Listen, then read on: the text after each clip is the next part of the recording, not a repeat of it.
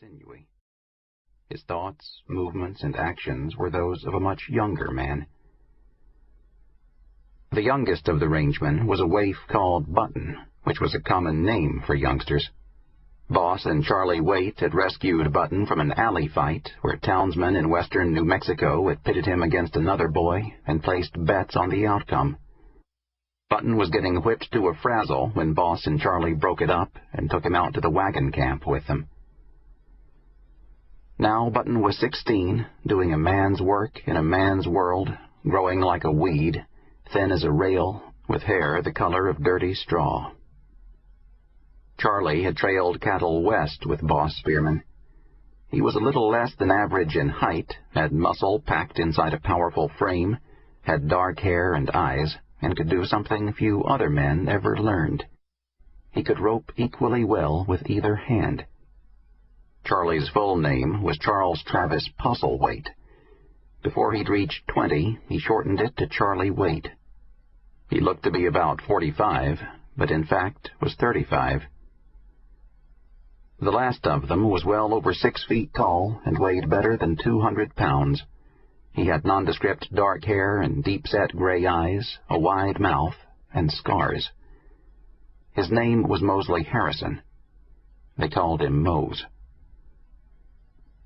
Big Mose, leaning against the tailgate beneath the canvas, was the first to see the rent in the sky far eastward and say, "It's going to break up. Look yonder." But the storm didn't break up. Not for another 24 hours, and then it ended the same way it had arrived, silently in the soggy night. When they rolled out in the morning to get a cooking fire started with damp wood, there was only a misty dampness to the air. The downpour had stopped. For another few days, though, the ground would be too treacherous underfoot to do much, and there were seepage springs everywhere that underlying layers of rock would not allow water to penetrate. Charlie was frying side meat. The old pot held the last of their coffee. When the others squatted to eat in silence, Charlie rationed out soggy fried spuds, meat, and 3 baking powder biscuits to each plate. He sat down with his tin dish. "Nice little rain," he said. "Grass'll be strong all the way into July, maybe." No one else spoke. They chewed, swallowed, and raised more food to their mouths. They washed the food down with the coffee, then put the tin cups and plates aside to roll smokes.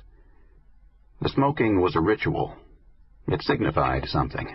The end of a meal, the end of a day, the spiritual or philosophical girding up for something ahead. Maybe a self-reward for having survived a particular event. Boss tipped ash into the little fire. "My ma used to say, don't anything happen, it don't bring some good with it." He pointed with his cigarette hand. They'd been having trouble with the wagon's wheels through a month of hot weather.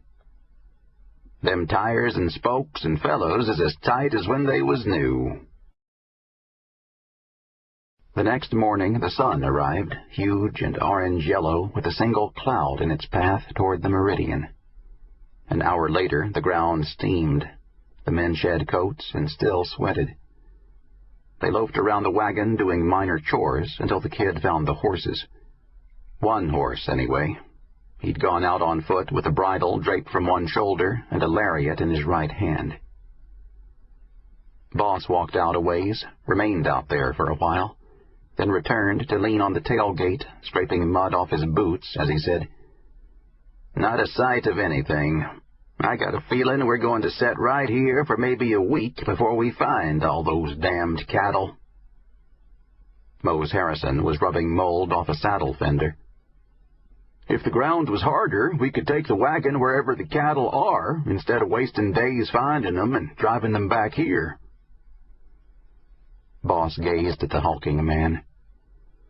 "Yeah," he said dryly. "If. All my life it's been if." Charlie went up front where the wagon tongue was held off the ground by a little wooden horseshoe keg. He sat up there until he saw distant movement, then returned to the tailgate area. He caught one. Boss finished cleaning off the mud and pitched the twig into the dying coals of their breakfast fire. You want to find the other one, Charlie? When Button finally got back, mud to the knees and leading a Roman-nosed, raw-boned big sorrel horse with feet the size of dinner plates, Charlie went out with an old croaker sack to dry off the animal's back before saddling up. The heat had been steadily, muggily building up for over 2 hours. It would have helped if there had been a little air stirring, but the air was stone still.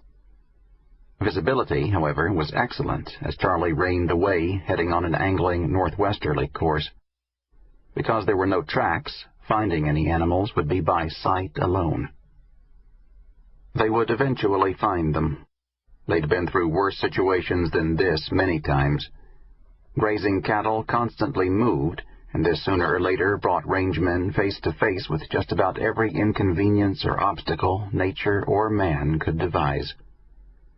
It was simply a matter of finding which way the cattle had drifted, with their heads down and their rumps to the force of the storm. What made it unlikely that Charlie Waite would find the cattle soon was the duration of the storm. The cattle could drift one hell of a distance in 2 days. The Roman-nosed horse sweated even at a steady walk. Charlie did, too. So did the ground, but its sweat was a rising faint mist as hot sunlight cooked soggy earth. There was a lot of territory on all sides. The only barrier was a range of haze-distanced mountains to the north. They seemed to form around the big prairie in a long spending curve, like a huge horseshoe. There were no signs of two-legged life, but there were plenty of pronghorns and deer. Charlie came up over a landswell and startled a young tawny yellow cougar eating a rabbit. They looked at each other in surprise for a couple of seconds before the cat broke away with his belly hairs scraping the ground as he fled eastward. Charlie could have shot him. He had his saddle gun along. Instead, he turned northward along the rise and stood in his stirrups, seeking movement. A rising heat haze shortened visibility a little, but he could still see for miles. The land was empty. He zigzagged over a mile or two, looking for tracks. When he found them, finally, he was about 10 miles from camp. From this point on, he followed calcine toward those distant mountains. The cattle would not have got that far, but he loped a little anyway. He needed reassurance that they hadn't got up in there, because if they had, it was going to be hard work finding them and driving them back to open country. The mountains did not seem to be getting any closer, no matter how far he rode toward them. What he sought was a sighting, or failing that, the scent of cattle. What he found was a big calf lying dead. Squawking buzzards surrounded the corpse, too engrossed in feeding to notice his approach until he was close enough to yell and startle them. Most of the birds ran along the ground to get airborne, but several ignored the proximity of the man to tear at the carcass, too hungry to depart immediately. They finally left when Charlie was about 100 feet from the carcass. He rode closer, sat in his saddle, studying the dead calf, trying to figure out what had killed it. He gave up on that because the body had been torn and dragged until there was little semblance of its original self. Charlie rode northward on the wide, perfectly visible trail of a lot of cattle. He had not found the brand back there. If he'd cared to dismount and roll the carcass over to expose the right side, he probably could have found it. Boss Spearman, for some private reason, used 1 C iron to make 3-letter C's on the right rib cage of his cattle. Charlie Waite had been with Spearman 6 years and still did not know what the 3 C's stood for.